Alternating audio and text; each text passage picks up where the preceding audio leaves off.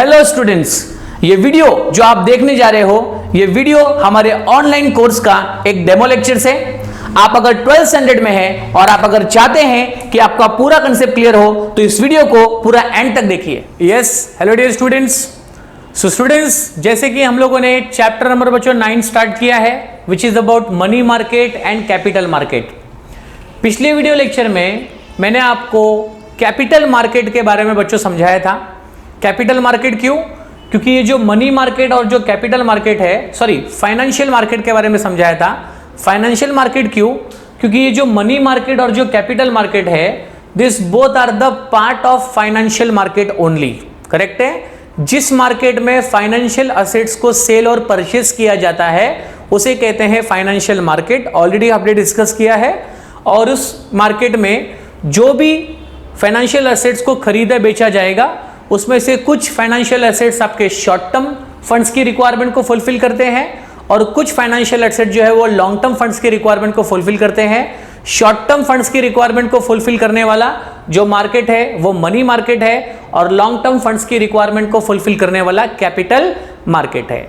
अब बच्चों, अगर समझो किसी भी जगह को अगर हम मार्केट कह रहे हैं तो ऑफ कोर्स वो एक ऐसा प्लेस है जहां पर बायर भी होंगे और जहां पर बच्चों सेलर भी होंगे। कम ऑन, कौन होंगे बच्चों? बायर भी होंगे और सेलर भी होंगे।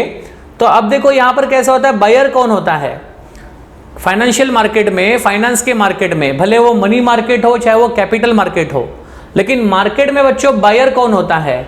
सो बायर होता है बोरोवर। कौन होता है? बोरोवर।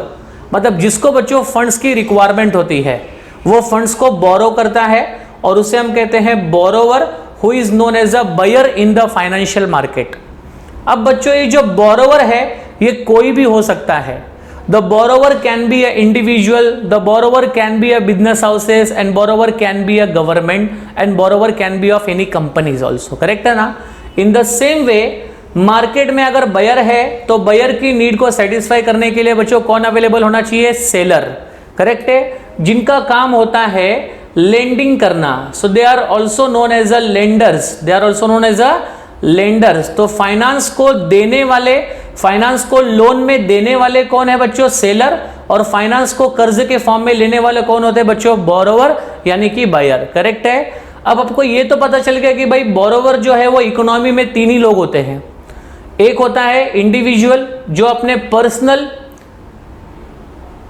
पर्सनल चीजों को सेटिस्फाई करने के लिए बोरोइंग करता है। एक होते हैं बिजनेस हाउसेस जो बिजनेस की रिसोर्सेस रिक्वायरमेंट को फुलफिल करने के लिए बोरोइंग करता है। और एक होता है बच्चों गवर्नमेंट जो यहाँ पर सोसाइटी के नीड्स को सेटिस्फाई करने के लिए, सोसाइटी के इकोनॉमिक और सोशल डेवलपमेंट के लिए बोरोइंग करता है। अब इन सभी को पैसे देने वाला कौन है? पैसे यहाँ पर इन सभी को लेंड कौन करेगा? तो वो लेंडर्स करेंगे। अब भले मनी मार्केट हो चाहे कैपिटल मार्केट हो, इन दोनों मार्केट में सेलर जो है, जो सेलर की पोजीशन पे है, जो लेंडर की पोजीशन पे है, उनमें जो भी सेक्टर बच्चों इसमें इन्वॉल्व होते हैं, जो फंड्स को प्रोवाइड करते हैं, जो फंड्स की रिक्वायरमेंट को फुलफिल करते हैं, वो उसमें से कुछ लोग ऑर्गेनाइज सेक्टर के होते हैं तो कुछ क्या होते हैं? अनऑर्गेनाइज सेक्टर के होते हैं। तो हम लोग सबसे पहले मनी मार्केट के स्ट्रक्चर को समझेंगे। तो मार्केट बच्चों कोई भी हो, मनी मार्केट हो चाहे कैपिटल मार्केट हो, लेकिन इन दोनों मार्केट में फाइनेंस की रिक्वायरमेंट किसकी होती है? इन्हीं तीन लोगों की होती है, इंडिविजुअल की, बिजनेस हाउसेस की और किसकी? गवर्नमेंट की। करेक्ट है ना? सो इन तीनों की रिक्वायरमेंट, इन तीनों की जो फाइनेंशियल रिक्वायरमेंट होती है उस फाइनेंशियल रिक्वायरमेंट को फुलफिल करने के लिए कौन से सेक्टर अवेलेबल है, तो उसके लिए हमें यहां पर समझना पड़ेगा मनी मार्केट का स्ट्रक्चर क्या होता है। ओके, सो मनी मार्केट का स्ट्रक्चर हम समझेंगे जिसको हम कह सकते हैं structure of money market. Structure of money market, क्योंकि किसी भी मार्केट के स्ट्रक्चर में जो सबसे इंपॉर्टेंट पिलर होते हैं वो होता है बायर और कौन होता है? सेलर। फाइनेंशियल मार्केट में बायर और सेलर वर्ड ना यूज करके हम यूज करेंगे बोरोवर और कौन से बच्चों? लेंडर। तो बोरोवर तो कौन है ये तो आपको बच्चों क्लियर है कि कैपिटल मार्केट हो चाहे मनी मार्केट हो, बोरोइंग करने वाले लोग ये एकदम क्लियर लोग हैं, इंडिविजुअल पर्सन, बिजनेस हाउसेस और गवर्नमेंट। लेकिन इन सबकी फाइनेंशियल नीड्स को फुलफिल करने वाले जो लेंडर्स है वो लेंडर्स को और बोरोवर्स को मिला करके किसी भी मार्केट का स्ट्रक्चर तैयार होता है। अब मनी मार्केट के स्ट्रक्चर में हम देखेंगे कि मनी मार्केट का जो स्ट्रक्चर है उसमें दो सेक्टर होते हैं बच्चों, जो यहां पर फाइनेंस की रिक्वायरमेंट को फुलफिल करते हैं। उसमें से कुछ सेक्टर होते हैं जिनको हम कहते हैं ऑर्गेनाइज्ड सेक्टर, और कुछ सेक्टर ऐसे होते हैं जिनको हम कहते हैं बच्चों अनऑर्गेनाइज्ड सेक्टर। ओके, अब ऑर्गेनाइज्ड सेक्टर भी फंड्स की रिक्वायरमेंट को फुलफिल करते हैं और अनऑर्गेनाइज्ड सेक्टर भी बच्चों फंड्स की रिक्वायरमेंट को फुलफिल करते हैं। अब जैसे कि हम लोग यहां पर मनी मार्केट की बात कर रहे हैं, तो यहां पर ऑर्गेनाइज सेक्टर हो चाहे वो अनऑर्गेनाइज सेक्टर हो, दोनों को यहां पर शॉर्ट टर्म फंड्स की रिक्वायरमेंट को फुलफिल करना है। किसकी रिक्वायरमेंट? इंडिविजुअल की, बिजनेस हाउसेस की, और किसकी बच्चों? गवर्नमेंट की। तो आइए देखते हैं ऑर्गेनाइज सेक्टर में कौन से लोग इन्वॉल्व होते हैं और ऑर्गेनाइज सेक्टर में किस तरह से ये लोग अपने फाइनेंस की रिक्वायरमेंट लोगों की पूरी करते हैं। करेक्ट है? तो आप सभी लोग आपके टेक्स्ट बुक के पेज नंबर 82 पे आ जाइए। ऑर्गेनाइज सेक्टर का क्या मतलब आपको दिया है, ध्यान से देखिएगा। इसमें लिखा गया है बच्चों, the organise sector of the money market. Money market का जो ऑर्गेनाइज सेक्टर है, मनी मार्केट का जो ऑर्गेनाइज सेक्टर है, उस ऑर्गेनाइज सेक्टर कैसे बनता है, ये सेक्टर किन लोगों के द्वारा कंसिस्ट किया जाता है, किन लोगों के द्वारा बनाया जाता है। तो यहां पर लिखा है the organise sector of the money market consist of the Reserve Bank of India. तो यहां से पहली बात आपको समझ में आनी चाहिए कि ऑर्गेनाइज सेक्टर में सबसे पहला कौन सा इंस्टीट्यूट है बच्चों? RBI, which is known as the Reserve Bank of India. Correct है? इसके बारे में डिटेल में जाएंगे हम आगे। और भी बच्चों कौन से हैं ऑर्गेनाइज सेक्टर में? तो आरबीआई के अलावा आगे आप देख सकते हैं कमर्शियल बैंक, जो हमारे आसपास की बच्चों बैंक होती है, जो प्रॉफिट पर्पस पे अपने एक्टिविटी को परफॉर्म करती है, अपनी बैंकिंग एक्टिविटी करती है, उन्हें कहते हैं कमर्शियल बैंक। इसके अलावा कुछ ऐसे बच्चों फाइनेंशियल इंटरमीडियरीज होते हैं जो यहां पर फंड्स की रिक्वायरमेंट को फुलफिल करने में बोरोवर्स की हेल्प करते हैं। करेक्ट है ना? तो उसके बच्चों यहां पर आप देख सकते हैं लिखा है कोऑपरेटिव बैंक। कोऑपरेटिव बैंक जो एक विलेज लेवल पे फार्मर्स लोगों की, या जो ऐसे मार्जिनल फार्मर है या फिर जो ऐसे लोग हैं जिनका बैंक तक रीच नहीं है, जो आरबीआई या कमर्शियल बैंक पर अपनी रीच नहीं ला सकते, ऐसे प्रकार के स्मॉल बिजनेसमैन या छोटे मोटे व्यापारियों की रिक्वायरमेंट को फुलफिल करने के लिए कौन अवेलेबल है बच्चों? Cooperative bank. इसके अलावा कुछ फाइनेंशियल इंटरमीडियरीज भी अवेलेबल है, जहां पर लिखा गया बच्चों regulated financial intermediaries. Regulated financial intermediaries, regulated का मतलब हुआ जिनकी एक्टिविटी को यहां पर पर्टिकुलर एक्ट के अंदर रेगुलराइज किया गया है, मतलब जिनकी एक्टिविटी एक प्रॉपर रूल्स एंड रेगुलेशन को फॉलो करके परफॉर्म की जाती है, तो ऐसे रेगुलेटेड फाइनेंशियल इंटरमीडियरी।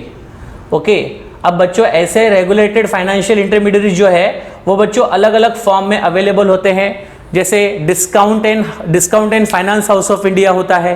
करेक्ट है ना? जिनका काम होता है फाइनेंस की रिक्वायरमेंट, अगेन शॉर्ट टर्म की रिक्वायरमेंट को फुलफिल कर रहे हैं तो वो मनी मार्केट में है, अगर वो लॉन्ग टर्म की रिक्वायरमेंट को फुलफिल कर रहे हैं तो वो कैपिटल मार्केट में है। तो ऐसे कुछ financial intermediaries also available who are playing the role of organise sector here. Correct है?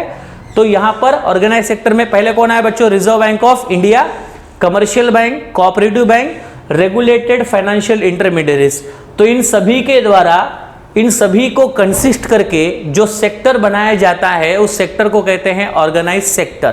तो अगर समझो किसी बोरोवर ने, अगर समझो कोई शॉर्ट टर्म फंड्स इनमें से किसी के पास से अगर समझो लिया होगा, तो उस बोरोवर ने शॉर्ट टर्म फंड्स जो है वो ऑर्गेनाइज सेक्टर से लिया है ऐसा कहा जाएगा, क्योंकि ऑर्गेनाइज सेक्टर जो है वो इन्हीं सभी लोगों के एकत्रित होने से क्या होता है? बनता है। करेक्ट है? यस। तो let us now discuss the organise sector of the money market in India. अब हम लोग पहले ऑर्गेनाइज सेक्टर को डिटेल में डिस्कस करते हैं, इसके बाद हम बढ़ेंगे अनऑर्गेनाइज सेक्टर की तरफ, जो शॉर्ट टर्म फंड्स की रिक्वायरमेंट को फुलफिल करने में इनका भी बच्चों काफी सहयोग होता है। तो पहले ऑर्गेनाइज सेक्टर को डिटेल में समझ लीजिए, फिर हम बढ़ेंगे अनऑर्गेनाइज सेक्टर की तरफ। करेक्ट है? चलिए, ऑर्गेनाइज सेक्टर में सबसे पहले हमें समझना है about reserve Bank of India. अब बच्चों रिजर्व बैंक ऑफ इंडिया, ये क्या आपने कोई पहली बार सुना हुआ कोई शब्द नहीं है, ये कोई पहली बार सुनी हुई संस्था नहीं है। अगर रिजर्व बैंक ऑफ इंडिया के बारे में नॉर्मली कहा जाए तो ये एक apex bank of the nation है। Apex bank of the nation मतलब हमारे नेशन में एकमात्र एक बैंक होती है जिसको कहते हैं reserve Bank of India. Her nation में, हर कंट्री में एक बच्चों सेंट्रल बैंक होती है। हर कंट्री में एक सेंट्रल बैंक होती है और हर कंट्री के सेंट्रल बैंक का बच्चों नाम अलग अलग होता है। जैसे हमारे कंट्री की जो सेंट्रल बैंक है उस सेंट्रल बैंक का नाम क्या है बच्चों? Reserve Bank of India, correct है। इंग्लैंड में जो सेंट्रल बैंक है उसका नाम क्या है बच्चों? बैंक ऑफ इंग्लैंड, करेक्ट है। ऐसे अलग अलग कंट्रियों के अलग अलग नाम यहां पर रखे गए हैं। चाइना में जो बच्चों सेंट्रल बैंक है उसको बोलेंगे world bank of China, correct है ना, या फिर पीपल्स चाइना बैंक, ऐसे यहां पर नाम दिया गया है। तो ऐसे अलग अलग कंट्रियों में, अलग अलग नेशन में अलग अलग सेंट्रल बैंक के बच्चों नाम होते हैं, लेकिन हर नेशन में एक सेंट्रल बैंक होना कंपलसरी है। अब बच्चों आरबीआई का क्या मेन रोल होता है?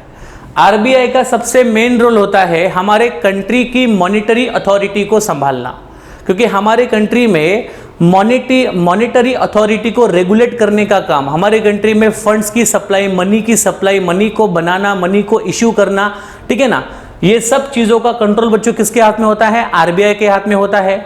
इसके अलावा आरबीआई जो होती है वो बच्चों गवर्नमेंट की बैंक भी कहलाती है, क्योंकि गवर्नमेंट के फंड्स को भी यहाँ पर रेगुलेट करने का काम कौन करती है बच्चों? आरबीआई करती है। हमारे देश में जितनी भी कमर्शियल बैंकों होती है उन सभी कमर्शियल बैंकों की बैंक कौन होती है बच्चों? आरबीआई होती है। ऐसी कई सारी इंफॉर्मेशन बच्चों यहाँ पर आपको दिया है जो आपको समझने में हेल्प करेगा कि आरबीआई किस तरह से ऑर्गेनाइज सेक्टर में शॉर्ट टर्म फंड्स की रिक्वायरमेंट को फुलफिल करने में हेल्प करता है, ठीक है, ध्यान दीजिएगा। So every country, reserve Bank of India में ध्यान दीजिएगा, every country of the world के हर एक कंट्री में एक सेंट्रल बैंक होती है which is the apex of the banking system, जो एक सेंट्रल पोजीशन पे होती है। पूरे कंट्री के बैंकिंग सिस्टम की जो सेंट्रल पोजीशन है, पूरे कंट्री के बैंकिंग सिस्टम की जो मेन कमान होती है, जो मेन लगाम होती है, वो जिस बैंक के हाथ में होती है वो होती है बच्चों आरबीआई, वो होती है सेंट्रल बैंक, करेक्ट है। इसलिए उसको हर कंट्री का एपेक्स नेशनल बैंक कहा जाता है, करेक्ट है। It is interested with the responsibility of regulating the money market in the country, मतलब इस आरबीआई के ऊपर एक सबसे बड़ी रिस्पॉन्सिबिलिटी होती है कि कंट्री के मनी मार्केट को रेगुलेट करना। हमारे कंट्री में मनी मार्केट से रिलेटेड जो भी रूल्स एंड रेगुलेशंस है, जिसकी मदद से मनी मार्केट जिस पर्पस के लिए एस्टैब्लिश किया गया है, फंड्स को मोबिलाइज करने के लिए, फंड्स को एलोकेट करने के लिए ये मार्केट की बच्चों स्थापना की गई है। तो फंड्स को मोबिलाइज और फंड्स को एलोकेट करने के ऑब्जेक्टिव में इस मार्केट को सफल बनाने में जो भी रूल्स एंड रेगुलेशन जरूरी है, उस रूल्स एंड रेगुलेशन को फ्रेम करना का काम किसका है बच्चों? आरबीआई है। तो इस मनी मार्केट की जो सबसे मेन अथॉरिटी है वो कौन है बच्चों? आरबीआई। इसलिए आरबीआई को यहाँ पर ऑर्गेनाइज सेक्टर में सबसे पहली जगह दी गई है, ठीक है, yes. So Reserve Bank of India is the central bank of our country, हमारे कंट्री की ये सेंट्रल बैंक है। आरबीआई की स्थापना ऑन द बेसिस ऑफ हुई है recommendation of the Hilton young commission, Hilton young commission के रिकमेंडेशन से आरबीआई की स्थापना हमारी कंट्री में हुई, करेक्ट है। और आरबीआई का बच्चों एक्ट कब पास किया गया? 1934 में। तो इस ईयर को बच्चों याद रखना कि 1934 में बच्चों आरबीआई का रूल्स एंड रेगुलेशन बनाया गया और उसको प्रोवाइड किया गया statutory basis of the function of the bank. हमारे सभी बैंकों का जो भी स्टैट्यूटरी बॉडी है वो कौन है बच्चों? आरबीआई। हमारे सभी बैंकों जिस रूल्स एंड रेगुलेशन पे चल रहे हैं वो रूल्स एंड रेगुलेशन को बनाने वाला कौन है बच्चों? आरबीआई, क्योंकि आरबीआई के पास में पूरे कंट्री का मॉनिटरी अथॉरिटी होता है, करेक्ट है, यस। आगे इसमें दिया है बच्चों कि RBI commence its operation on 1 April 1935 को आरबीआई ने अपना कामकाज बच्चों शुरू किया। एक्ट कब पास हुआ था? 1934 में। और अपना कामकाज बच्चों कब शुरू किया गया? फाइनेंशियल ईयर 1 अप्रैल 1935 में as a private shareholder, ठीक है, बैंक। आरबीआई शुरुआत में एक प्राइवेट बैंक की तरह ऑपरेट हुई और इसके बाद में बच्चों 1949 में 1 जनवरी 1949 में आरबीआई को नेशनलाइज्ड बैंक घोषित किया गया, करेक्ट है ना। तो यहां पर 1 जनवरी 1949 को आरबीआई को नेशनलाइज किया गया, आरबीआई को राष्ट्रीयकरण मिल गया, करेक्ट है। And it is the most important constitute of the money market, money market की सबसे इंपॉर्टेंट कड़ी, मनी मार्केट का एक सबसे इंपॉर्टेंट इंस्टीट्यूशन जिसके ऊपर मनी मार्केट को रेगुलेट करने की बच्चों रिस्पॉन्सिबिलिटी है, वो कौन है? Reserve Bank of India. Correct है। तो ये सारा बच्चों डिटेल्स रिलेटेड था रिजर्व बैंक ऑफ इंडिया। अब हम आगे देखेंगे कि रिजर्व बैंक ऑफ इंडिया बच्चों फंक्शंस क्या क्या है, रिजर्व बैंक ऑफ इंडिया करती क्या क्या है, उसके कार्य क्या क्या है। करेक्ट है ना।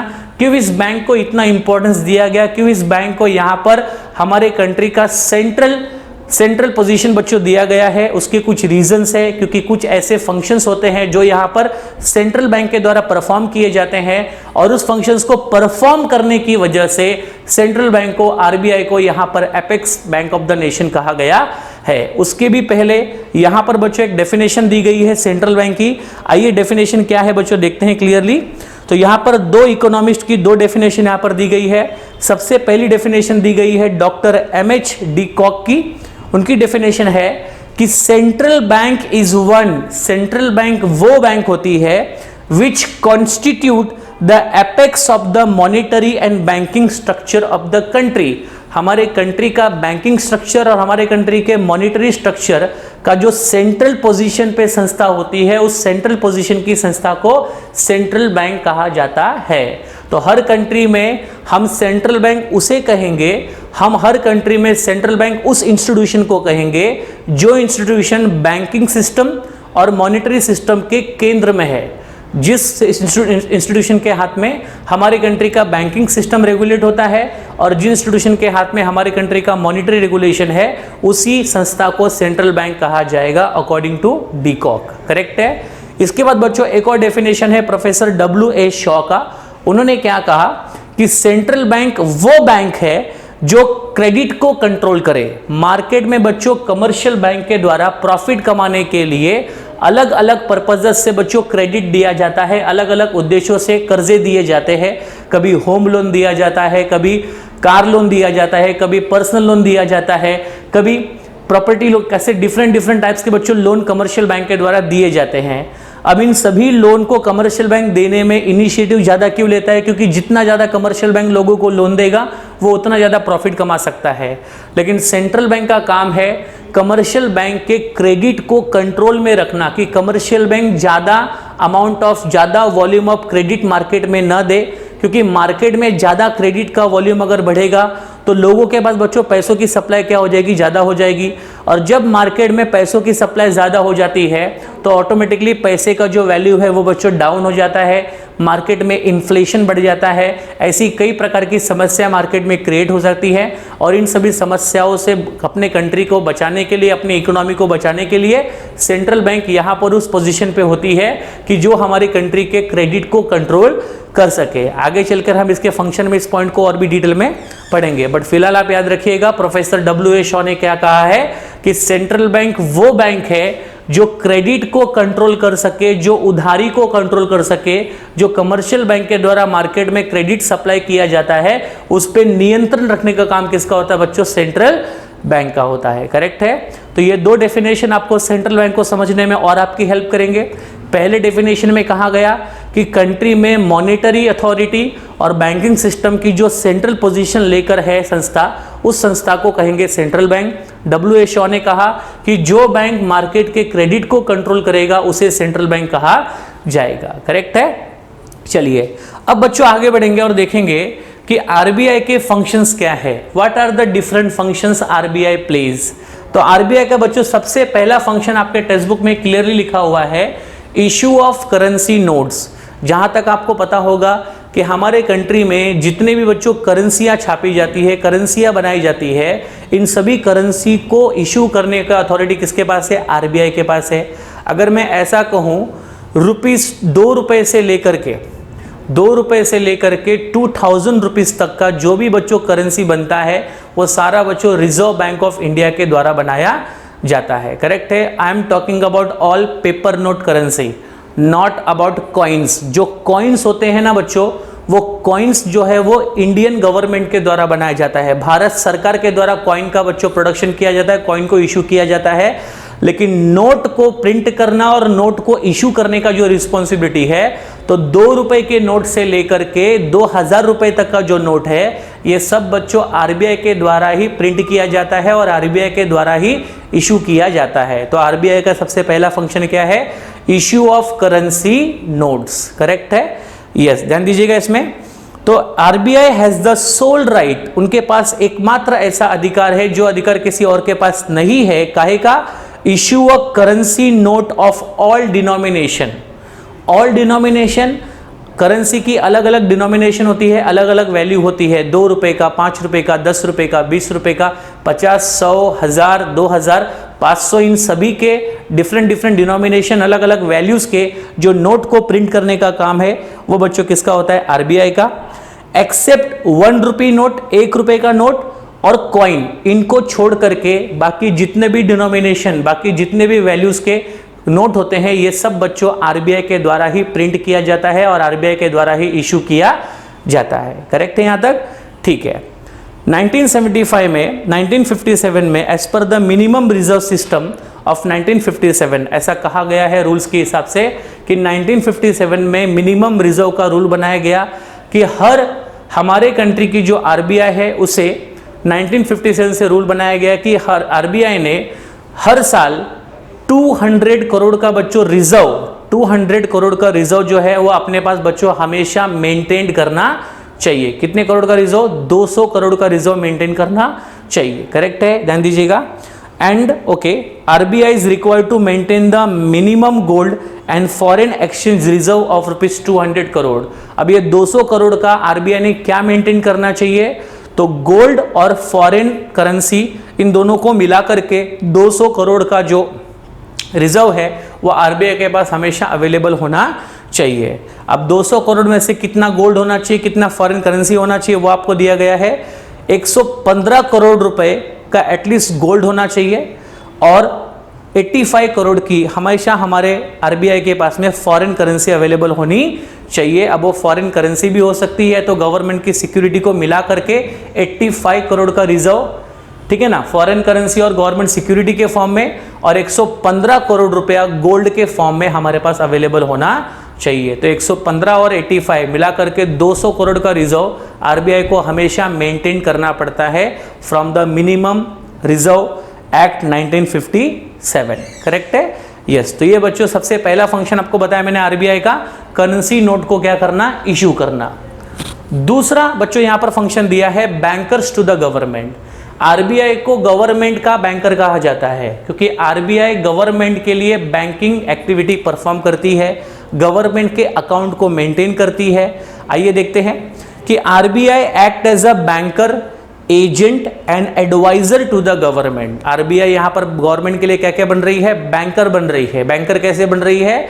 गवर्नमेंट के पैसों की सिक्योरिटी आरबीआई अपने पास रखती है, तो इस तरह से आरबीआई गवर्नमेंट के लिए क्या बन गई, बैंक।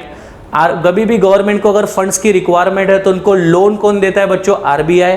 तो उनके फंड्स को अपने पास रखना और उनको लोन देना, ये बैंकिंग एक्टिविटी हुई जो आरबीआई गवर्नमेंट के लिए परफॉर्म करती है। आरबीआई गवर्नमेंट के लिए बच्चों एजेंट भी बनती है, गवर्नमेंट के बिहाफ में काफ़ी सारे रोल आरबीआई प्ले करती है। इसके अलावा बच्चों आरबीआई गवर्नमेंट की एडवाइज़र भी होती है। किसी भी फाइनेंशियल डिसीजंस के समय आरबीआई की राय, आरबीआई का सलाह गवर्नमेंट के द्वारा लिया जाता है और उस समय आरबीआई एडवाइज़र का रोल भी गवर्नमेंट के लिए प्ले करती है। ठीक है ना? तो आरबीआई गवर्नमेंट के लिए बच्चों क्या क्या बन रही है, banker, agent and adviser to the government. Correct है? It the transact the business of both central and state government. यहां पर आरबीआई अगर गवर्नमेंट की बैंकर है तो सेंट्रल गवर्नमेंट और स्टेट गवर्नमेंट इन दोनों के लिए बैंकर, एजेंट और एडवाइजर, इनके रोल आरबीआई के द्वारा प्ले किए जाते हैं, इसलिए आरबीआई को गवर्नमेंट का बैंक भी कहा जाता है। करेक्ट है बच्चों? Yes. It accept the money as well as make payment on behalf of government. Government के बिहाफ में पैसे लेना और गवर्नमेंट के बिहाफ में पैसे पे करने का काम कौन करता है बच्चों, आरबीआई। तो ये हुआ एजेंट का काम। It also undertake the management of public डेब्ट। It advises the government on wide range of economic issue. हमारे कंट्री में कोई भी आर्थिक इशू होता है, गवर्नमेंट का कोई अगर पब्लिक डेब्ट है, गवर्नमेंट पे कोई अगर कर्जा है, तो गवर्नमेंट के डेब्ट को और गवर्नमेंट के आर्थिक परिस्थितियों को, इन सभी चीज़ों को प्रॉपर तरीके से कंट्रोल करने का, मैनेज करने का काम कौन करता है, आरबीआई। किसके बिहाफ में बच्चों, गवर्नमेंट के बिहाफ में, इसलिए आरबीआई को गवर्नमेंट का बैंकर भी कहा जाता है। करेक्ट है? तीसरा फंक्शन बच्चों लिखा है bankers bank. RBI also act as a bankers bank. हमारे आसपास की जितनी भी बच्चों कमर्शियल बैंक होती है, इन सभी कमर्शियल बैंकों की बैंक कौन होती है बच्चों, आरबीआई होती है। मतलब इन सभी कमर्शियल बैंक के जो पैसे होते हैं वो आरबीआई के पास बच्चों डिपॉजिट होते हैं, और इन सभी कमर्शियल बैंक को जब भी लोन की आवश्यकता होती है तो इन कमर्शियल बैंक को लोन भी कौन देता है बच्चों? आरबीआई देता है। करेक्ट है। तो जो सर्विसेज नॉर्मल बैंक हमें प्रोवाइड करती है तो वो हमारी क्या बनती है? बैंक। उसी तरह से उन बैंकों को बैंकिंग सर्विसेज प्रोवाइड कौन करता है? आरबीआई। इसलिए बैंकों की बैंक कौन बनती है बच्चों? आरबीआई। ठीक है, ध्यान दीजिएगा। तो RBI excise statutory control over the commercial bank. RBI का कमर्शियल बैंक पर स्टैट्यूटरी कंट्रोल है, कंपल्शन है, कंपल्शन। आरबीआई के बनाए गए रूल्स एंड रेगुलेशन के हिसाब से ही कमर्शियल बैंक को अपनी बैंकिंग एक्टिविटी परफॉर्म करनी पड़ती है। तो जो आरबीआई कहेगा, आरबीआई जो नियम बनाएगा, आरबीआई जो रेगुलेशन बनाएगा, under that rules and regulation only commercial bank has to operate. Okay, that's why RBI is having a statutory authority over a commercial bank. Okay, आगे बढ़ते हैं। All schedule bank are compulsory required to maintain a certain minimum of cash reserve with the RBI. जितनी भी commercial bank है, जितनी भी schedule bank है, जितनी भी बैंक आरबीआई के अंतर्गत आती है, उन सभी को एक मिनिमम अमाउंट का जो रिजर्व है वो बच्चों अपने दिन भर के टोटल डिपॉजिट का, हर कमर्शियल बैंक के पास दिन में डिपॉजिट्स आते होंगे उनके कस्टमर्स के, तो कमर्शियल बैंक के पास जो भी बच्चों टोटल डिपॉजिट्स आते हैं उसका कुछ परसेंटेज हर कमर्शियल बैंक को आरबीआई के पास मेंटेन करना पड़ता है। क्या बोला मैंने, समझ में आपको आ रहा है? हर कमर्शियल बैंक को टोटल डिपॉजिट का, रेगुलरली कमर्शियल बैंक जो लोगों से डिपॉजिट एक्सेप्ट करती है उस टोटल डिपॉजिट का मिनिमम परसेंटेज हर कमर्शियल बैंक को आरबीआई के पास मेंटेन करना पड़ता है। ठीक है बच्चों, तो इस तरीके से यहां पर कमर्शियल बैंक का सबसे पहला काम बता दिया कि उनको अपने टोटल डिपॉजिट्स का कुछ परसेंटेज जो आरबीआई डिसाइड करेगी उतना परसेंटेज अपने टोटल डिपॉजिट का जो है वो आरबीआई के पास रेगुलरली मेंटेन करना पड़ेगा। क्योंकि कमर्शियल बैंक अगर आरबीआई के बताए हुए रूल्स एंड रेगुलेशन पे अगर काम करती है तो कमर्शियल बैंक को कल अगर किसी प्रकार का फाइनेंशियल क्राइसिस, अगर कोई फाइनेंशियल प्रॉब्लम अगर आता है तो उस समय आरबीआई उनकी क्या करेगा बच्चों? हेल्प करेगा। करेक्ट है। लेकिन तब जब कमर्शियल बैंक ने आरबीआई के बनाए हुए रूल्स एंड रेगुलेशन पे सभी चीजों को अपनाया होगा तब। ठीक है, ध्यान दीजिएगा यहाँ पे। तो यहां पर बच्चों लिखा है और maintain a certain minimum of cash reserve with the RBI against the demand and time liabilities. Demand and time liabilities का मतलब है कि कमर्शियल बैंक के पास जो बच्चों डिपॉजिट्स आते हैं उसमें से कुछ डिपॉजिट बच्चों टाइम डिपॉजिट होते हैं और कुछ डिपॉजिट बच्चों डिमांड डिपॉजिट होते हैं। डिमांड डिपॉजिट का मतलब क्या होता है कि कमर्शियल बैंक के कस्टमर ने जो पैसा कमर्शियल बैंक में डिपॉजिट किया वो जब वो डिमांड करे कमर्शियल बैंक को पे करना पड़ेगा। तो लोगों के द्वारा जो पैसे कमर्शियल बैंक के पास जमा किए गए हैं वो डिमांड के बेसिस पे है। जब वो डिमांड करेंगे कमर्शियल बैंक को उन्हें पे करना पड़ेगा। इसको बोलेंगे डिमांड डिपॉजिट्स। इसमें दो टाइप के बच्चों डिपॉजिट्स होते हैं, एक होता है सेविंग अकाउंट डिपॉजिट और दूसरा होता है करंट अकाउंट डिपॉजिट्स, जो दोनों भी डिमांड डिपॉजिट के अंतर्गत आते हैं। टाइम लायबिलिटीज या टाइम डिपॉजिट्स का मतलब होता है कि कस्टमर के द्वारा कुछ पैसे कमर्शियल बैंक के पास एक फिक्स पीरियड ऑफ टाइम के लिए बच्चों रखे जाते हैं। वो टाइम होने के बाद ही कमर्शियल बैंक उन पैसों को उन्हें क्या करता है बच्चों? रीपे करता है। तो इन शॉर्ट कमर्शियल बैंक के पास जो टोटल डिपॉजिट आ रहा है उसमें से कुछ डिपॉजिट डिमांड डिपॉजिट के फॉर्म में आ रहे हैं और कुछ डिपॉजिट बच्चों टाइम डिपॉजिट के फॉर्म में आ रहे हैं। तो डिमांड डिपॉजिट के फॉर्म में आया हुआ पैसा और टाइम डिपॉजिट के फॉर्म में आए हुए पैसे को जब हम ऐड करेंगे तो बनेगा कमर्शियल बैंक का टोटल डिपॉजिट्स। इस टोटल डिपॉजिट का कुछ परसेंटेज जो है वो हर कमर्शियल बैंक को आरबीआई के पास मेंटेन करना पड़ता है। करेक्ट है, ध्यान दीजिएगा आगे। Yes, RBI provide a financial assistance. RBI आपको कमर्शियल बैंक को प्रोवाइड करेगी financial assistance in the form of discounting of eligible bill. आपको कभी भी लोन्स की रिक्वायरमेंट है, आपको फंड्स की रिक्वायरमेंट है तो आपके बिल को डिस्काउंटिंग करके आरबीआई बच्चों आपको लोन प्रोवाइड करेगी। Loans and advances also provide against the approved security. आप अगर कोई सिक्योरिटी आरबीआई के पास अगर रखोगे तो सिक्योरिटी के अगेंस्ट में आरबीआई आपको बच्चों लोन भी प्रोवाइड करेगी, एडवांसेस भी प्रोवाइड करेगी। लेकिन वो तब करेगी when commercial bank follow the rules and regulation of RBI and when commercial bank will maintain a certain cash reserve with the RBI of the total deposit. अपने total deposit का कुछ reserve अगर RBI के पास अगर commercial bank maintain करती है तो जो बन सकेगा वो फाइनेंशियल असिस्टेंस कमर्शियल बैंक को आरबीआई के द्वारा प्रोवाइड किया जाएगा। करेक्ट है, इसलिए कमर्शियल बैंक की बैंक कौन होती है? आरबीआई। ठीक है, चलिए आगे बढ़ते हैं। इसके अलावा बच्चों आरबीआई को कहा जाता है custodian of foreign exchange reserve. हमारे पूरे कंट्री में सिर्फ एक ही ऐसी इंस्टीट्यूशन है जिसको अधिकार है फॉरेन करेंसी का रिजर्व अपने पास रखना, and that is called as a RBI. Correct है? Only RBI is having the authority to keep the foreign currency reserve with himself. बाकी किसी बैंक के पास ये अधिकार नहीं होता है। ठीक है, ध्यान दीजिएगा। So RBI act as a custodian of the country's foreign exchange reserve. Country के फॉरेन एक्सचेंज को रिजर्व के फॉर्म में अपने पास रखने का जो कस्टडी है वो आरबीआई के पास होता है। It has to maintain the official rate of exchange of the rupees as well as insure it stability. हमारे कंट्री में रुपए की वैल्यू की स्थिरता को बनाए रखने का काम भी किसका होता है? आरबीआई का होता है। RBI also undertake to buy and sell the currencies of all the member of the International Monetary Fund. तो आरबीआई जो है हमारे पूरे वर्ल्ड में जितने भी इंटरनेशनल मॉनिटरी फंड से रिलेटेड जो कंट्रियां होती है उन सभी कंट्रियों के करेंसी को खरीदने और बेचने का काम भी कौन कर सकता है बच्चों? आरबीआई करता है। और आरबीआई ऐसा क्यों करता है? अपने कंट्री के रुपीस में स्टेबिलिटी को बनाए रखने के लिए।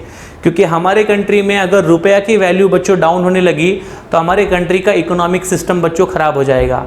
और इसके लिए हमारे कंट्री के रुपए की वैल्यू को मेंटेन करने के रखने के लिए हमें आरबीआई जो है वो टाइम टू टाइम जो है फॉरेन करेंसी की डिमांड और सप्लाई को बच्चों एडजस्ट करती है, जिससे कि हमारे करेंसी की वैल्यू उसकी वजह से कम ना हो या हमारी करेंसी की वैल्यू स्टेबल रहे। इन शॉर्ट इतना सा समझो कि करेंसी की वैल्यू को स्टेबलाइज करके रखने का काम होता है आरबीआई का, और इस करेंसी की वैल्यू को स्टेबलाइज करने के लिए जो हो सकता है वो सारा काम आरबीआई की रिस्पॉन्सिबिलिटी होती है और आरबीआई उसको परफॉर्म करता है। करेक्ट है ना?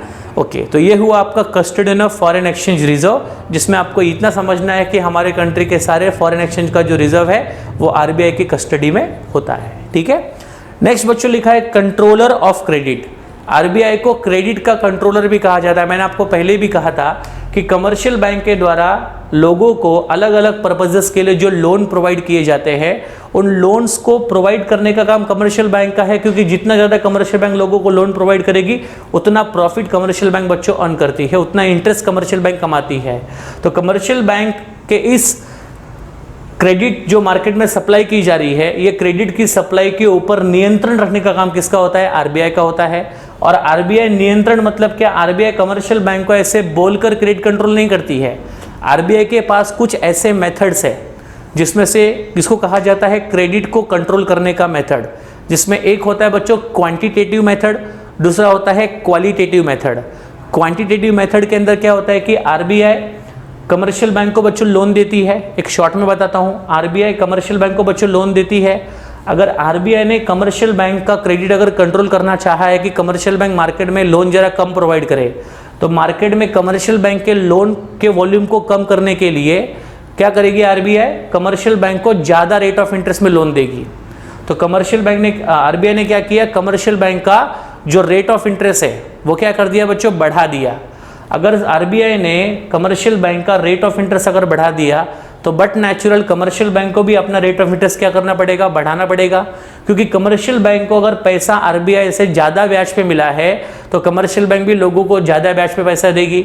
और कमर्शियल बैंक ने अगर जैसे रेट ऑफ इंटरेस्ट मार्केट में बढ़ा दिया, लोगों को लोन लेने का वॉल्यूम क्या हो जाएगा बच्चों? कम हो जाएगा। तो ब्याज अगर जब बढ़ता है तो लोन वॉल्यूम कम होता है, ब्याज अगर कम होता है तो लोन वॉल्यूम क्या होता है बच्चों? बढ़ता है। ये क्वांटिटी मेथड है जहां पर आरबीआई कमर्शियल बैंक को जो लोन देती है उस लोन का रेट ऑफ इंटरेस्ट बढ़ाती है, और उसकी वजह से कमर्शियल बैंक के द्वारा दिए गए लोन का रेट ऑफ इंटरेस्ट भी बढ़ता है, और उसकी वजह से मार्केट में फंड्स की जो लोन की जो वॉल्यूम है ऑटोमेटिकली कम हो जाती है। ऐसे कई तरीके आरबीआई के पास अवेलेबल है जिन तरीकों को फॉलो करके आरबीआई कमर्शियल बैंक के द्वारा प्रोवाइड किए गए या फिर वॉल्यूम को बढ़ाए गए क्रेडिट को कंट्रोल कर सकती है। ठीक है, ध्यान दीजिएगा। As a supreme banking authority of the country, जैसे कि आपको पता है कि आरबीआई कंट्री की सुप्रीम बैंकिंग अथॉरिटी है। आरबीआई के पास पावर है to influence the volume of credit created by commercial bank. Commercial bank के द्वारा जो क्रेडिट मार्केट में क्रिएट किया जाता है उसको कंट्रोल करने का पावर किसके पास है बच्चों? आरबीआई के पास है। करेक्ट है। It also monitor the purpose और use of credit. Commercial bank किस पर्पस के लिए लोन दे रही है, कितना लोन दे रही है, इन सभी चीज़ों को मॉनिटर करने का काम भी किसका होता है बच्चों? आरबीआई का होता है। तो आरबीआई का इस पे वॉच होता है कि कमर्शियल बैंक लोन कितना दे रही है, किस पर्पस के लिए दे रही है, कितने रेट ऑफ इंटरेस्ट पे दे रही है, this all is going to supervise by RBI. और जहां कहीं भी कमर्शियल बैंक ने किसी प्रकार का कोई रॉन्ग तरीके से किसी को क्रेडिट दिया होगा या ज़्यादा ब्याज में दिया होगा या फिर गलत पर्पजेस के लिए दिया होगा, ऐसे केसेस पे आरबीआई इसकी लगाम खींच सकती है, मतलब कमर्शियल बैंक के ऊपर पेनल्टीज फाइन इम्पोज कर सकती है अगर कमर्शियल बैंक ने कोई भी ऐसा रॉन्ग मेथड या रॉन्ग तरीके से लोगों को क्रेडिट अगर प्रोवाइड किया तो। ठीक है, यस। आगे लिखा है बच्चों क्वांटिटेटिव मेथड में क्वांटिटेटिव मेथड, ये मेथड क्या होता है, क्रेडिट को कंट्रोल करने के लिए जो मेथड आरबीआई बच्चों यूज करती है उसके दो मेथड है, मैंने आपको बताया, क्वांटिटेटिव मेथड और एक होता है क्वालिटेटिव मेथड। अभी क्वांटिटेटिव मेथड में क्या होता है, क्वांटिटी जिसका रिलेशन बच्चों नंबर से होता है, तो यहां पर रेट ऑफ इंटरेस्ट को बढ़ाना, ठीक है ना, सीआरआर बढ़ाना, एसएलआर बढ़ाना, ये सब बल तो क्वांटिटी में आता है, करेक्ट है, जो आरबीआई कमर्शियल बैंक पे इंपोज कर सकती है क्रेडिट को कंट्रोल करने के लिए। देखो आप देख सकते हैं उसमें लिखा है बच्चों बैंक रेट। बैंक रेट का मतलब होता है जिस रेट पे कमर्शियल बैंक आरबीआई से लोन लेता है, ठीक है ना, जिस रेट ऑफ इंटरेस्ट पे कमर्शियल बैंक आरबीआई से लोन लेता है उसको बोलते हैं बैंक रेट। अगर आरबीआई ने बैंक रेट अगर बढ़ा दिया तो कमर्शियल बैंक को मिलने वाला जो लोन है वो बच्चों महंगा हो जाएगा। अगर कमर्शियल बैंक को आरबीआई से लोन महंगा मिलेगा तो वो मार्केट में भी लोन बच्चों महंगा कर देगी। अगर लोन कमर्शियल बैंक ने महंगा कर दिया तो लोन लेने का जो वॉल्यूम है वो क्या हो जाएगा बच्चों, कम हो जाएगा। दूसरा होता है बच्चों open market operation. Open market operation करके आरबीआई क्या करती है, गवर्नमेंट की जो सिक्योरिटी है वो खुले बाजार में लोगों को बेचती है, और खुले बाजार में लोगों को गवर्नमेंट की सिक्योरिटी जब बेची जाती है तो लोग अपना पैसा गवर्नमेंट की सिक्योरिटी में इन्वेस्ट कर देते हैं। ऑटोमेटिकली मार्केट से पैसा क्या हो जाता है बच्चों, कम हो जाता है, और वो पैसा गवर्नमेंट सिक्योरिटी के फॉर्म में किसके पास आ जाता है, आरबीआई के पास आ जाता है। और इस तरह से मार्केट से क्रेडिट का वॉल्यूम, मनी का जो वॉल्यूम है वो क्या हो जाता है, कम हो जाता है। करेक्ट है, ये हो गया। इसके बाद बच्चों क्या तरीका है, वेरिएबल रिजर्व रेशियो, जैसे कि cash reserve ratio, statutory liquidity ratio. ये बच्चों दो ऐसे रिजर्व है, सीआरआर और एसएलआर, ऐसे दो रिजर्व है जो कमर्शियल बैंक को बच्चों अपने टोटल डिपॉजिट का मेंटेन करना पड़ता है। करेक्ट है, और जिसका रेट डिसाइड करने वाला कौन है बच्चों, आरबीआई। तो अपने कमर्शियल बैंक जो है वो अपने टोटल डिपॉजिट में से कुछ हिस्सा जो है वो सीआरआर के फॉर्म में निकालती है और कुछ हिस्सा जो है बच्चों वो एसएलआर के फॉर्म में निकालती है। सीआरआर का मतलब होता है कैश रिजर्व रेशियो, करेक्ट है, जो रिजर्व रेशियो हर कमर्शियल बैंक को मेंटेन करना पड़ता है आरबीआई के अकाउंट में। और एसएलआर का मतलब होता है स्टैट्यूटरी लिक्विडिटी रेशियो, जो कमर्शियल बैंक को बच्चों अपने टोटल डिपॉजिट का मेंटेन करना पड़ता है खुद के पास में, क्योंकि जिन लोगों ने कमर्शियल बैंक के पास पैसे डिपॉजिट किए हैं वो कभी भी बैंकों से पैसा निकालने को आ सकते हैं। तो कमर्शियल बैंक के पास हमेशा रिजर्व में पैसे अवेलेबल होने चाहिए, जिस रिजर्व के पैसों से कमर्शियल बैंक डिमांड डिपॉजिट की मांग को पूरा कर सके। जिन लोगों ने पैसे हमारे कमर्शियल बैंक में जमा किया वो जब भी पैसा डिमांड करने बैंक में आएगा तो उनका पैसा अपने को रिटर्न करना पड़ेगा। तो कमर्शियल बैंक उनका पैसा रिटर्न तब कर पाएगी जब कमर्शियल बैंक ने रिजर्व को मेंटेन किया होगा तब। क्योंकि नॉर्मली क्या होता है, कमर्शियल बैंक के पास जो टोटल डिपॉजिट आता है उस टोटल डिपॉजिट में से कमर्शियल बैंक को पहले सीआरआर निकालना पड़ता है, किसके लिए, आरबीआई के अकाउंट में, और एसएलआर निकालना पड़ता है किसके लिए, जो लोग पैसे डिपॉजिट किए हैं लेकिन कल अगर डिमांड करने को आए तो कमर्शियल बैंक के पास कुछ तो रिजर्व में पैसे अवेलेबल होने चाहिए। सीआरआर और एसएलआर निकालने के बाद में जो पैसा बचता है कमर्शियल बैंक के पास, वो पैसा कमर्शियल बैंक जो है वो लोगों को लोन के फॉर्म में प्रोवाइड करती है। करेक्ट है। तो अगर समझो आरबीआई ने सीआरआर और एसएलआर का रेट अगर समझो बढ़ा दिया तो कमर्शियल बैंक को क्या करना पड़ेगा, अपने टोटल डिपॉजिट का एक बड़ा सा हिस्सा जो है वो सीआरआर और एसएलआर के फॉर्म में निकालना पड़ेगा, जिसको लोन के लिए कमर्शियल बैंक यूज़ नहीं कर पाएगी। तो बहुत ही कम हिस्सा बच्चों बचेगा कमर्शियल बैंक के पास, जो हिस्सा वो लोन के लिए यूज़ कर सकती है। करेक्ट है, यस। लेकिन अगर समझो आरबीआई ने सीआरआर बढ़ा दिया और एसएलआर भी बढ़ा दिया तो कमर्शियल बैंक के टोटल डिपॉजिट का बड़ा सा हिस्सा रिजर्व में चला जाएगा और बहुत ही छोटा सा हिस्सा बच्चों बचेगा लोन देने के लिए। ऐसा बैंक कब करेगी, जब आरबीआई को लोन का वॉल्यूम मार्केट में कम करना है। और अगर आरबीआई चाहती है कि कमर्शियल बैंक मार्केट में लोन ज़्यादा दे तो उसके लिए आरबीआई क्या करेगी, सीआरआर का रेट भी कम कर देगी, एसएलआर का रेट भी कम कर देगी, और इस तरीके से कमर्शियल बैंक के पास रिजर्व का हिस्सा कम हो जाएगा और उनके पास बड़ा सा हिस्सा बचेगा लोगों को लोन प्रोवाइड करने के लिए। तो इस तरह से सीआरआर और एसएलआर के रेट जो है वो आरबीआई तय करती है। आरबीआई रेट को चेंज कर सकती है अकॉर्डिंगली आरबीआई को कितना मार्केट से क्रेडिट कंट्रोल करना है उसके हिसाब से। करेक्ट है ना। तो bank rate, open market operation और ये जो रिजर्व्स का जो भी है ये सब बच्चों आरबीआई के हाथ में होता है और आरबीआई ये चीज़ कर सकती है कमर्शियल बैंक के क्रेडिट को कंट्रोल करने के लिए। ठीक है, आगे बढ़ते हैं। Control the volume of credit created. Qualitative method क्या होता है, जहां पर देखो पहला अभी तक आपने क्या देखा, क्वांटिटी देखा। क्वांटिटी मेथड में क्या क्या आया था, बैंक रेट आया था, करेक्ट है, ओपन मार्केट ऑपरेशन आया, cash reserve ratio, statutory liquidity ratio, ये सारी चीजें आई। और दूसरा आपका बच्चों है क्वालिटेटिव मेथड। क्वालिटेटिव मेथड में क्या होता है कि बैंक यहाँ पर कोई नंबर से रिलेटेड काम नहीं करती, बैंक यहाँ पर देखो क्या करती है, fixing margin requirement. Margin require का मतलब क्या होता है, कमर्शियल बैंक जब भी किसी को लोन प्रोवाइड करती है तो कमर्शियल बैंक लोगों से जो सिक्योरिटी लेती है और लोन देती है, फॉर एग्जाम्पल किसी कमर्शियल बैंक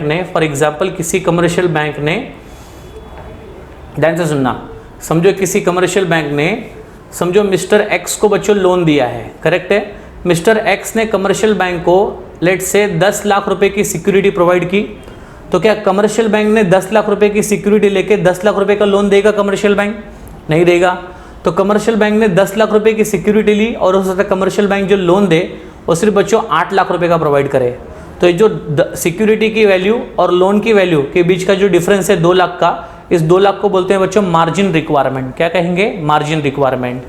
अब अगर समझो आरबीआई ने कमर्शियल बैंक को कहा कि आपका मार्जिन रिक्वायरमेंट जो है वो यहाँ पर 30% से 20% से 30% हो गया।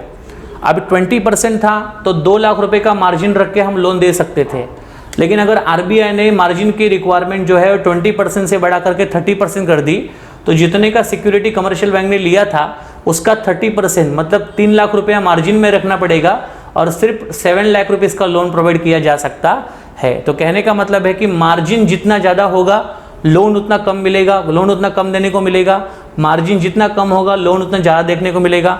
इसलिए आरबीआई मार्जिन की रिक्वायरमेंट को भी खुद तय करती है और आरबीआई खुद बताती है कि आपने जो सिक्योरिटी लिया था उसमें से कितना मार्जिन रखकर आपको लोन देना है, 20%, 30%, 40%।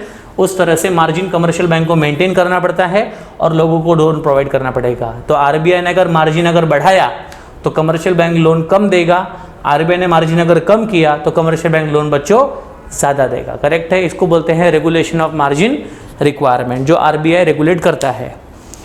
इसके बाद बच्चों है क्रेडिट रेशनिंग। क्रेडिट रेशनिंग जो है, क्रेडिट रेशनिंग में क्या होता है कि आपने देखा होगा अगर आपको कार लेनी है या बाइक लेनी है, ठीक है ना, तो आप जाते हो लोन लेने के लिए, करेक्ट है ना। तो लोन लेने जब आप जाते हो तो आप जितना लोन बैंक से मांगते हो बैंक आपको उतना लोन देती नहीं है। समटाइम बैंक आपको उससे थोड़ा कम लेन देगी। तो जितना आपने मांगा आपको उतना नहीं करके बैंक ने आपको थोड़ा कम दिया, मतलब क्रेडिट की रेशनिंग हो गई। जितना आपने मांगा उतना नहीं दिया, क्योंकि अगर आपको ही बैंक अगर सारा पैसा लोन दे देगी तो बाकी के लोगों की रिक्वायरमेंट पूरी होने वाली नहीं है। इसलिए आरबीआई ने क्या कहा, क्रेडिट की रेशनिंग करो। कोई अगर इतने अमाउंट को लोन अगर मांगता है तो उसको इतने अमाउंट को लोन दे करके थोड़ा कम अमाउंट को दो, जिससे कि हर प्रकार के लोगों की फाइनेंशियल नीड्स को फुलफिल किया जा सके। इसको बोलते हैं क्रेडिट रेशनिंग करना, ठीक है। नेक्स्ट आपका बच्चों है मोरल सुवेशन, जहां पर आरबीआई कमर्शियल बैंक को यहां पर रिक्वेस्ट करेगी कि आप मार्केट में क्रेडिट के वॉल्यूम को बढ़ा करके मॉनिटरी डिस्टर्बेंस क्रिएट ना करो। इस प्रकार का सुवेशन, इस प्रकार का रिक्वेस्ट यहां पर आरबीआई कमर्शियल बैंक को करती है, या सलाह देती है या फिर एडवाइस देती है, करेक्ट है। उसको बोलते हैं मोरल सुवेशन एक्सेट्रा। ये सब चीज़ें बच्चों आरबीआई के द्वारा किया जाता है सेंट्रल बैंक कमर्शियल बैंक के क्रेडिट को कंट्रोल करने के लिए, करेक्ट है। कुछ मेथड कौन से होते हैं क्वांटिटेटिव, कुछ मेथड कौन से होते हैं क्वालिटेटिव, और ये सारी चीज़ें आरबीआई कमर्शियल बैंक के लिए यूज़ करती है जिससे कि कमर्शियल बैंक के क्रेडिट को कंट्रोल किया जा सके, ठीक है। नेक्स्ट में आइए बच्चों, नेक्स्ट है आपका आरबीआई का function collection and publication of data. RBI का काम है जो भी करंट डेटाज है, जो भी अभी के अभी इंफॉर्मेशन है, उस इंफॉर्मेशन को जगह जगह से कलेक्ट करना, जो फाइनेंस से रिलेटेड है, जो मनी से रिलेटेड है, देश की इकोनॉमी से रिलेटेड है, और उस डेटा को कलेक्ट करके उसको ऑफिशियल पब्लिकेशन देना, जिससे कि लोगों तक वो सारी इन्फॉर्मेशन पहुंचनी चाहिए और लोग उस इन्फॉर्मेशन को रीड करके उसके अकॉर्डिंगली इकोनॉमी में बिहेव करना चाहिए, ठीक है, ध्यान दीजिएगा। तो RBI collect and compiles the statistical information related to the banking and other financial sector of the economy. तो हमारे इकोनॉमी के बैंकिंग से रिलेटेड, फाइनेंस से रिलेटेड जो भी इंफॉर्मेशन हो सकता है वो बच्चों आरबीआई कलेक्ट करती है और कलेक्ट करके लोगों तक पहुंचाती है। नेक्स्ट है बच्चों promotional and development function. RBI के कुछ प्रमोशनल और कुछ डेवलपमेंट कार्य भी होते हैं। RBI also perform certain promotional and developmental function such as extending a banking services to a semi urban and rural area. कुछ ऐसे गांव क्षेत्र है, कुछ ऐसे जगह होती है जहाँ पर तो बैंकिंग नंबर ऑफ बैंक कम होती है और लोगों की संख्या बहुत ज़्यादा होती है। तो ऐसे जगह पर बैंकों को प्रमोट करना, ऐसे जगह पर के लोगों का फाइनेंशियल डेवलपमेंट करने का रिस्पॉन्सिबिलिटी भी आरबीआई का होता है। और इसलिए गवर्नमेंट जो है ऐसे जगहों पर छोटे मोटे बैंक्स को बच्चों ऑपरेट करने की परमिशन देती है। ठीक है ना, आइए देखते हैं। Yes, and providing a securities to depositor, development of specialised institution, वहाँ पर एक विशेष संस्थाओं को वहाँ पर बैंक शुरू करती है जिससे को एग्रीकल्चर, वहाँ के लोगों को एग्रीकल्चर करने के लिए उधार मिल सके, इंडस्ट्री के लिए फाइनेंस मिल सके। ऐसे कुछ डेवलपमेंट और प्रमोशनल फंक्शन बच्चों आरबीआई को प्ले करने पड़ते हैं उन क्षेत्रों के लिए जिन क्षेत्रों का अभी तक डेवलपमेंट हुआ नहीं है। और वहाँ पर जब फाइनेंस जाएगा, वहाँ पर जब बैंक जाएगी, वहाँ पर जब संस्थाएं जाएंगी, तब वहाँ के लोगों को बच्चों क्रेडिट मिलेगा और उस क्रेडिट की वजह से वो लोग ज़्यादा क्वांटिटी में प्रोडक्शन भी कर सकते हैं। करेक्ट है। नेक्स्ट है बच्चों आपका अदर फंक्शन। इसके अलावा आरबीआई के और भी बहुत सारे कार्य हैं जो आरबीआई को करने होते हैं। RBI act as a clearing house for settling the account between the members bank. जो भी कमर्शियल बैंक आरबीआई की मेंबर होती है, उन दो बैंकों के बीच में अगर कोई समझो फाइनेंशियल लेन देन अगर सेटल नहीं हो रहा होगा तो उन दोनों बैंकों के बीच में अकाउंट को सेटल करने का काम कौन करता है बच्चों? आरबीआई करती है। तो आरबीआई एक्ट एज अ, ठीक है ना, आरबीआई यहाँ पर एक्ट कर रही है दो बैंकों के बीच में फाइनेंशियल अकाउंट को सेटल करने का रोल आरबीआई प्ले करती है। करेक्ट है, जिसको बोलते हैं आरबीआई क्लियरिंग हाउस का फंक्शन प्ले करती है। अगर दो बैंकों का एक दूसरे पे कोई पैसा अगर लेन देन है, किसी कारण से वो लेन देन क्लियर नहीं हो रहा है, तो आरबीआई उस लेन देन को दोनों बैंकों के बीच में सेटल करेगी। बैंकों के बीच का अगर कोई डिस्प्यूट है तो उस डिस्प्यूट को भी बच्चों आरबीआई की सलाह से सॉल्व किया जा सकता है। करेक्ट है। As a lender of last resort, क्योंकि RBI lender of last resort है। अगर कमर्शियल बैंक के पास कोई साधन पैसों के नहीं है या कोई तकलीफ है बड़ी, तो उस आरबीआई कमर्शियल बैंक को उस सिचुएशन में हेल्प करने वाला सबसे लास्ट अथॉरिटी कौन है बच्चों? Central bank. ठीक है। It also provide the liquidity to the banks experiencing a financial difficulty. जो बैंकों को फाइनेंशियल डिफिकल्टी हो रही है, जिन बैंकों के पास पैसों की अवेलेबिलिटी नहीं है, उन बैंकों के पैसों की अवेलेबिलिटी करवा के देने का काम किसका होता है बच्चों? आरबीआई का होता है। करेक्ट है। तो ये सारे फंक्शंस आरबीआई को परफॉर्म करने होते हैं। ठीक है ना। और इन सभी फंक्शंस की मदद से आरबीआई यहाँ पर ऑर्गेनाइज सेक्टर बनती है और इन सभी फंक्शंस की मदद से मनी मार्केट को चलाने में आसानी होती है। तो ये सारे कार्य बच्चों आपको समझ में आने चाहिए जो आरबीआई के द्वारा परफॉर्म किए जाते हैं। करेक्ट है बच्चों? यस। तो नेक्स्ट वीडियो लेक्चर में मैं आपको आगे के फंक्शंस बताऊंगा। ठीक है ना। तो अगला वीडियो हम बनाएंगे बच्चों किस पे? कमर्शियल बैंक के फंक्शंस क्या है और किस तरह से कमर्शियल बैंक मनी मार्केट में अपना रोल प्ले करती है। करेक्ट है। तब तक बाय एवरीवन, टेक केयर, जय हिंद। जो वीडियो आप देख रहे हैं ये हमारे ऑनलाइन वीडियो लेक्चर्स का एक डेमो लेक्चर्स है। अगर आप चाहते हैं कि आपके 12th स्टैंडर्ड के ऑल सब्जेक्ट्स के ऑल चैप्टर्स आपको इसी तरह रिकॉर्डेड फॉर्म में मिले, तो उसके लिए तुरंत आप लोग प्ले स्टोर से हमारे अजीत एकेडमी एप्लीकेशंस को डाउनलोड कर लीजिए और डाउनलोड करके आप लोगों को ये सारे वीडियो कोर्सेस हम लोग बहुत ही रीजनेबल कॉस्ट में, जो कॉस्ट आप सोच भी नहीं सकते उतने कम कॉस्ट में हमें वीडियो कोर्सेज आपको प्रोवाइड कर रहे हैं। किसी भी प्रकार की कोई भी क्वेरी के लिए नीचे दिए गए कॉन्टैक्ट नंबर पे आप कॉल करके आपकी क्वेरी को सॉल्व कर सकते हैं।